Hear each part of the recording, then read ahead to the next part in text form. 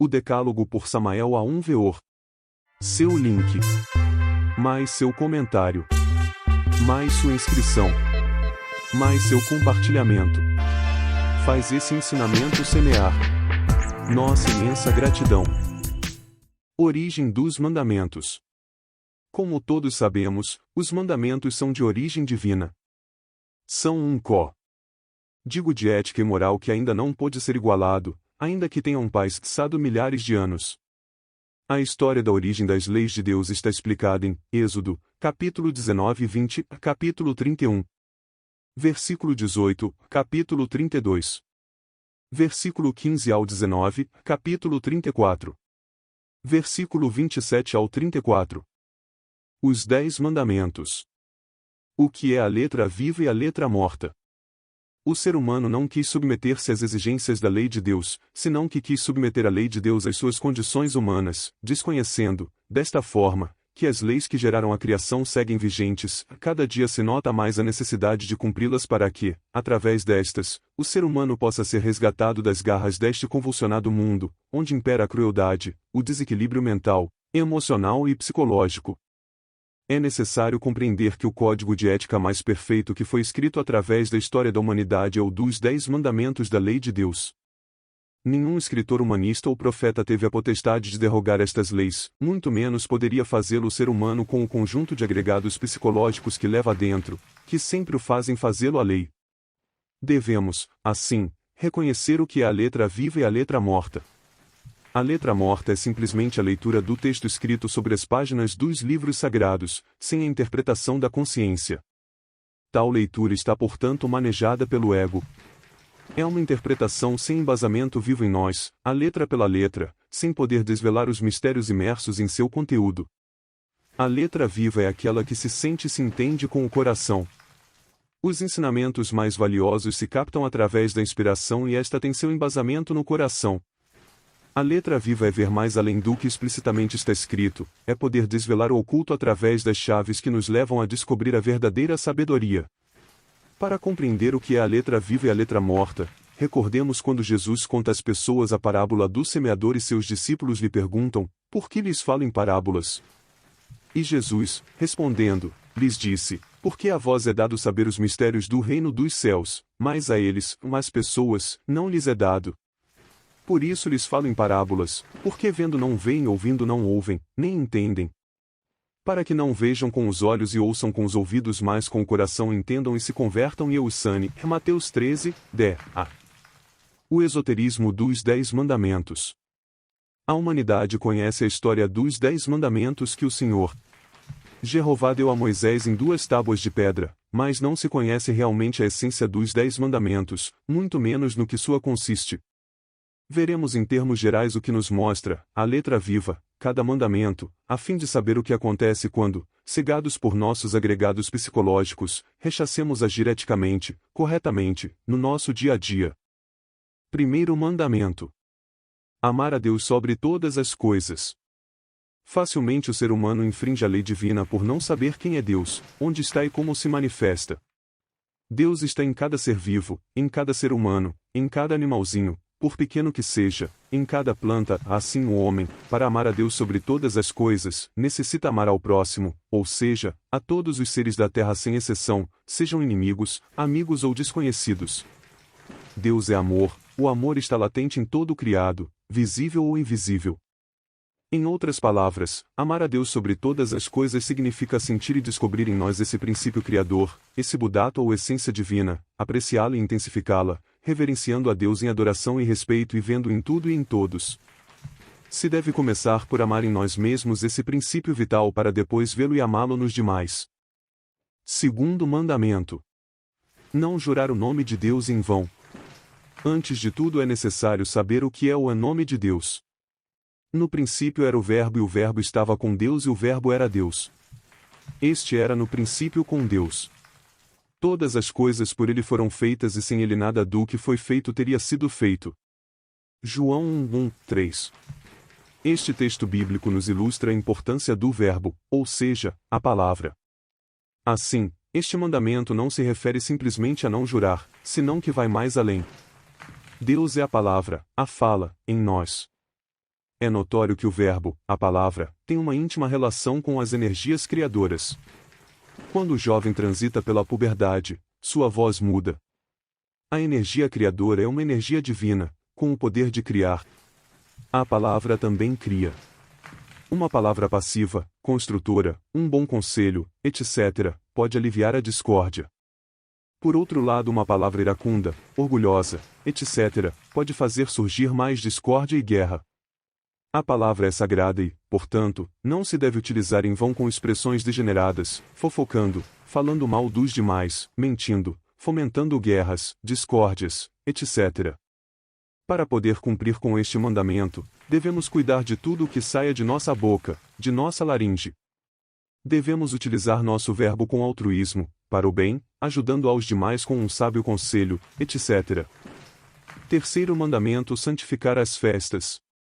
Os feriados de datas religiosas como o Natal e a Páscoa devem ser santificados, ou seja, aproveitados espiritualmente por cada pessoa através da integração com a consciência, com Deus. Assim, santificar as festas tem um sentido profundo e individual, significa conservar a pureza e perfeição de nosso espírito, sem cair ante os vícios e egos.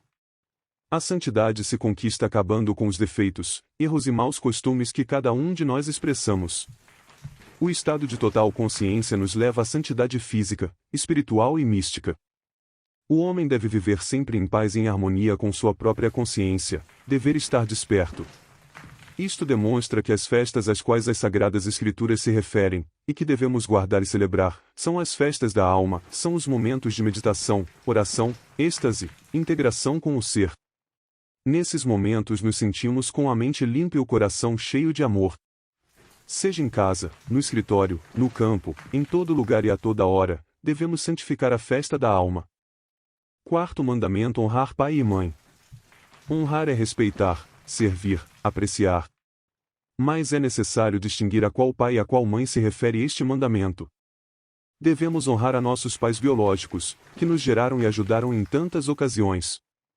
Independente dos defeitos que possuam, eles merecem o respeito, o amor, e sobretudo a gratidão de seus filhos. Mas o mandamento também se refere aos pais que estão em segredo em nosso interior. O homem poucas vezes honra seu pai ou mãe biológicos, menos ainda honra ao pai interno, um ser, e a mãe divina Kundalini. Pai espiritual só há um, o ser interno de cada pessoa, o pai que está nos céus. Mãe divina só há uma, a mãe bendita Devi Kundalini, a mãe celestial de cada pessoa, representada em todas as culturas antigas e sobretudo no cristianismo como Maria. Quinto mandamento: não matar. Matar é cortar a vida ou o sopro divino. Morte é o contrário da vida. Matar é destruir a vida que palpita em todo ser vivo da natureza. Assim como nenhum mortal é capaz de infundir esse sopro divino, tampouco deve tirá-lo de nada, nem de ninguém, nem de uma planta, nem de uma flor, nem de nenhum outro ser pertencente a qualquer outra espécie. Não matar é colaborar com a grande vida universal. Não somente se mata com veneno, com uma bala ou um punhal, também se mata com o pensamento, as palavras e as obras. Desta maneira, uma palavra torpe, imprudente ou sarcástica fere e mata os sentimentos e as boas intenções nos seres humanos. Já dissemos que em todo o corpo vivente está Deus como manifestação de vida, portanto tirar a vida de um ser vivo, seja vegetal, animal ou humano, é despojar a Deus de seu templo. Os seres vivos são o templo de Deus, portanto, onde há vida está Deus manifestado. Sexto mandamento: não fornicar. Fornicação é a perda da energia sexual em todas as suas formas. Se fornica com a mente, com o verbo e com os órgãos criadores. Os dicionários, os educadores e a maioria dos religiosos confundem a fornicação com o adultério, e isto é um grave erro que tem custado muito caro ao ser humano. Não nos confundamos, a fornicação é a perda da energia e o adultério é outra coisa. Quando nos referimos ao adultério, falamos de unir-se sexualmente com alguém que não é nosso cônjuge ou companheiro. E manifestas são as obras da carne, que são adultério, fornicação, imundície, lascívia. Gálatas 5h19. Consultar também Hebreus 13h04, Mateus 5:27-32, Levítico 15. O cumprimento do sexto mandamento do Decálogo do Senhor Jeová é a melhor fórmula para o controle da concepção, a fórmula infalível e precisa, entregada ao homem pelo próprio Deus. Existe a ciência da transmutação científica, o arcano AZF, sendo esta ciência a que praticaram os alquimistas medievais. Em Daniel 2h19 disse: Então o arcano foi revelado em visão de noite, pelo qual bendisse Daniel a Deus no céu. Estudaremos mais adiante, nas lições de transformação da energia, mais técnicas para a transmutação da energia ou mudança da energia.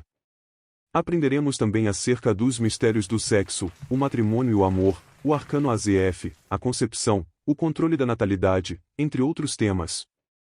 Sétimo mandamento: não furtar. Furtar ou roubar é apoderar-se do alheio sem consentimento de seu dono, com ou sem violência.